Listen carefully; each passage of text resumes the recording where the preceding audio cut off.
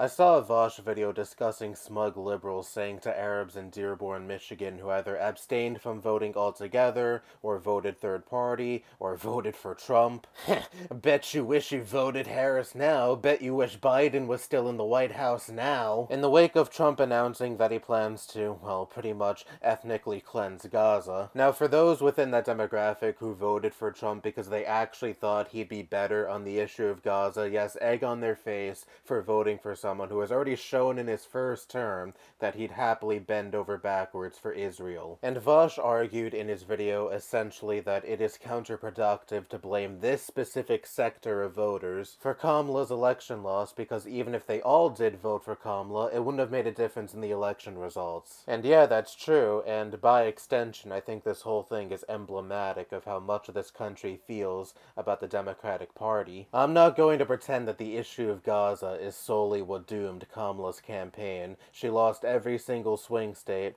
and I'd bet for your average voter, the issue of Gaza isn't even in their top 100 list of issues. But when I say emblematic, I mean Kamala ran as a centrist Democrat, promising to uphold status quo, and never establishing how she would be different from and better than Biden. For those who take the genocide of Palestinians seriously, that signaled more bombs and weapons sent to Israel to kill more Palestinians with, more money sent to Israel to continue to fund this genocide. And for the median voter, that signaled the continuation of high prices, the continuation of paychecks that barely sustain the roof over their heads, their bills, their groceries. Now, obviously, I've been through this before. It is not the president alone that controls prices in this country. The average voter in this country can't even comprehend the basics of economics, but I'm not going to retread everything I said only a few videos ago. But the bottom line is, many voters in this country were not impressed with what Kamala tried to sell them,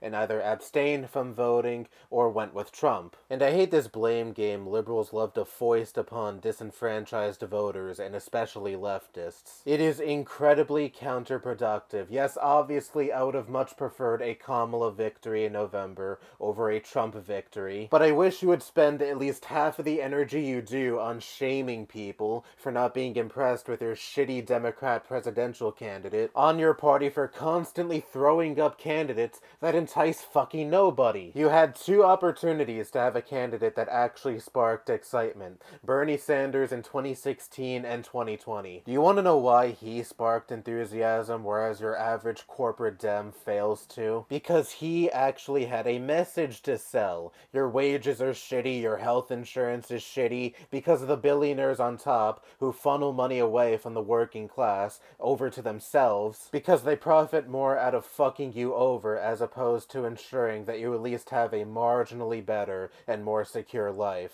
And what message do these corporate Democrats have? We're going to bow to the whim to the very same billionaires who profit off of worsening your quality of life, except we're more sophisticated and polite than Donald Trump is. When this is the option you're faced with on the Democrat side of the aisle, do you really blame voters for feeling disenfranchised? But the voters should have known the threat Donald Trump poses, and look, he wasted no time enacting horrible executive orders, letting Elon Musk run amok. I understand that, but you can't always coast by on simply not being Donald Trump. 2020 was a fluke. Biden didn't receive record-breaking turnout in his favor because he was such a fantastic candidate. We were hit with a pandemic that year that Trump completely bungled the handling of. We saw 100,000 people die, and he was telling people to inject disinfectant. There were mass protests during that summer after George Floyd was unjustly killed at the hands of the police, and he had Trump on Twitter pretty much advocating for these protesters to be shot. If none of these things happened and 2020 was a completely normal year, I 110% guarantee you that Biden would have lost. Because who the fuck would actually be excited for a geriatric politician whose brain was already soup back then? When you keep getting these awful candidates who fail to drum up any excitement, disenfranchisement is only a natural result. And this is precisely what campaigns are for, to drum up excitement for the candidate candidate the campaign is centered around. And Kamala spent much of the campaign trail promising that she wouldn't be different from Biden, parading around with Dick and Liz Cheney, two unanimously hated political figures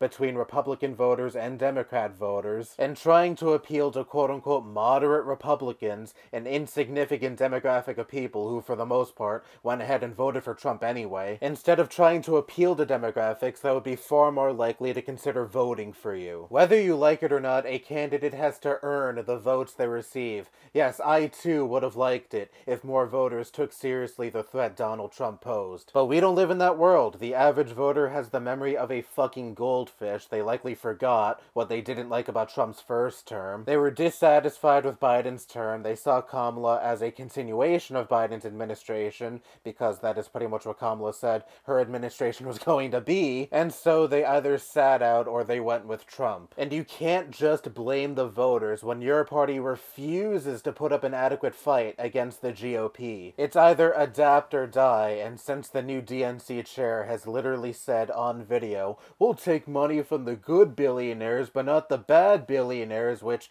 I don't even know how you get even more fucking tone deaf than that. This party seems to be choosing the latter, and if you want to see the Democratic Party succeed in the future, you would start by, at the very fucking least, calling out this party for being the feckless and ineffective piece of shit political party it is, and choosing not to exclusively chastise voters for feeling disenfranchised by a political party that continues to fail again and again and again. That's all I have to say. Bye-bye.